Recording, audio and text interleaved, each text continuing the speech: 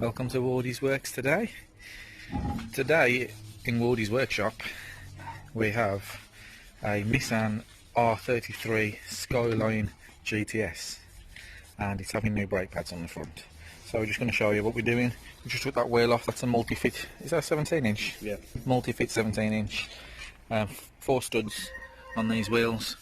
So we're just going to take the brakes out, take the pads out and replace the pads with a new set. Right, 14mm Uzi. That's gonna be a lot. This is going to be hard to loosen because he spent 14 minutes tightening it. Okay. I'll try now.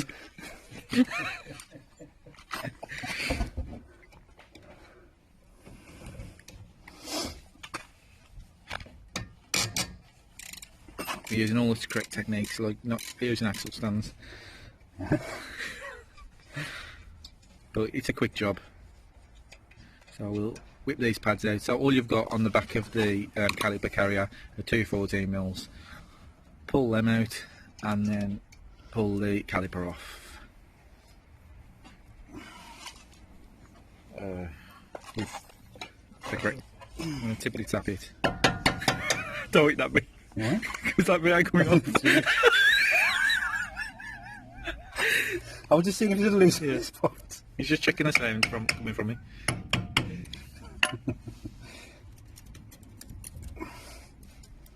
Using his voice like grip, you know, I'm going to remove the caliper. There we go. Lovely job there. So now stash the caliper away at the back Safely. so it doesn't hang on the wire. There you go. And then pads come out. I think we might need the screwdriver to knock them out. Hang on.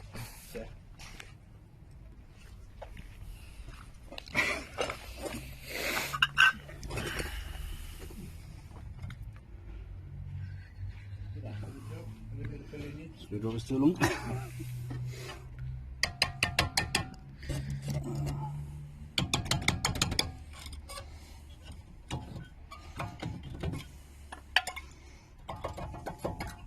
There we go, let's have a look at that. So they are completely dead, but you can see the limit mark there is very close. And we've got the pads anyway, so we might as well change them. Close up on the end of that span. Screwdriver.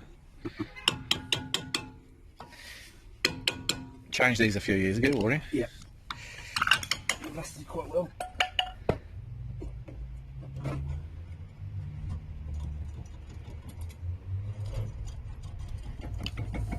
That one's pretty stuck.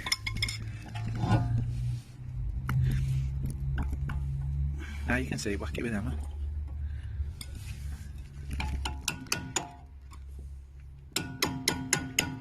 That's it.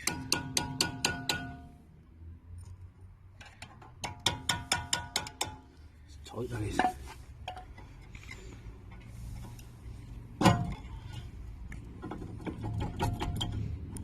It's moving now.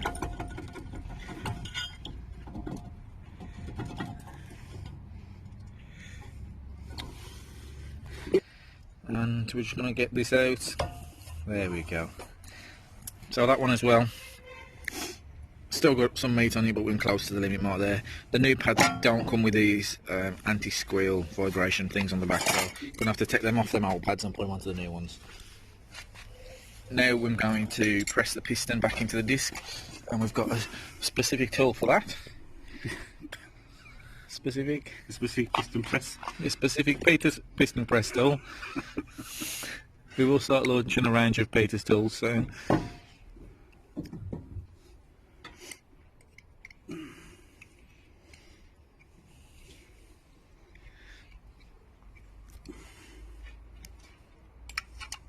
So that slots in there like that, and then we tighten it down, and that will start us pressing the piston back. Yeah, I need the black selector. Oh.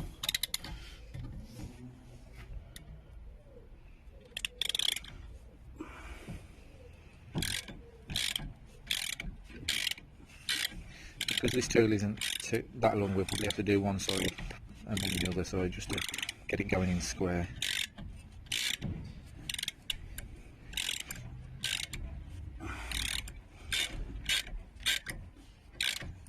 doing it now, eh? Yeah. Pushing it in. Yeah, it is. It's pretty much on the way. Much easier when it's smash it. So that's it. So we can press that all the way in. In there, so Yeah. it's there.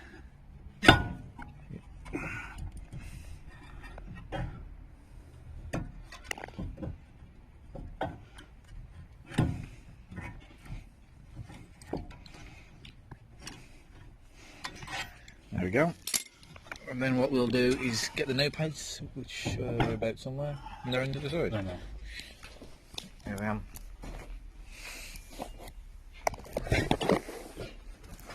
There we go. And we'll chuck them in. Yeah, that was one I put in the front last time with the Sticky out the bit. sticky out bit at the end.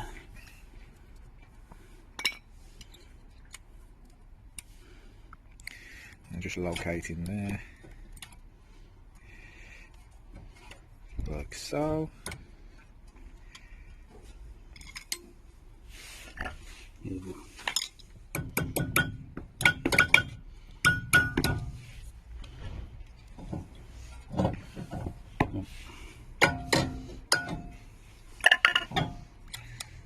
You know what? Yeah, I think it's right. Yeah.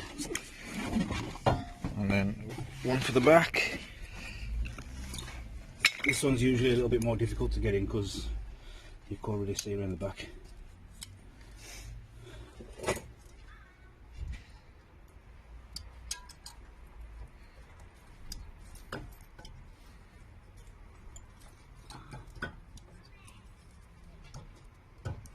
But today I'm lying. Went in well. And then with them squeezed together now we can put the caliper back over them. See if it'll go over there. Yes, it will. And then obviously check that the sliders move in and out, because obviously you want even pad wear. If one of them stuck, you're going to have to take the caliper carrier off. I need to move like that, which they do on this. That one's a bit up. Oh no. Yeah, that was moving. Because obviously that'll give you uneven pad wear and you'll get wear into one pad. Then we stick it on. Yeah, that one needs to come in at the bottom. The little thing needs to come in. Yeah, I'm trying to push it in.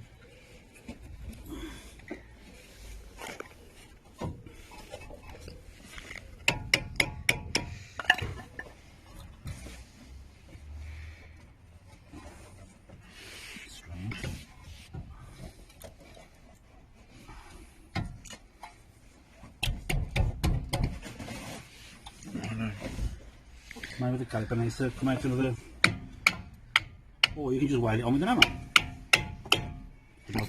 It needs to, the caliper needs to come up a bit, I think. Do we? It's stuck on now. Yeah. I really want you to do that. I know you do. No, something I wrote there, look. It'll go over, I think.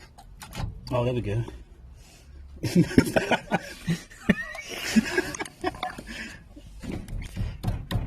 That's it. There we go. Nah, look at that. The caliper on like this. Look. What is he? Looks out of shape. Right, we're just putting the screws back in now, or bolts as they're universally known. This looks like the sign off Chevrolet, look. Oh yeah. 14.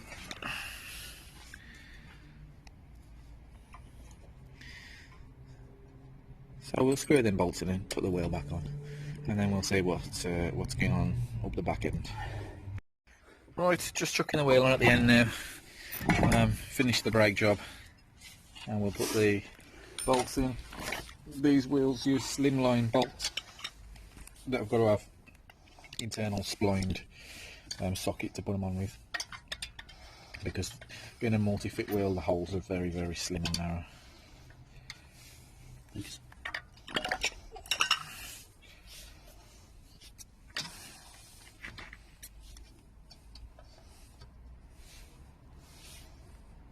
Like that. Just like that. Just like that. And then we've got the spinny gun.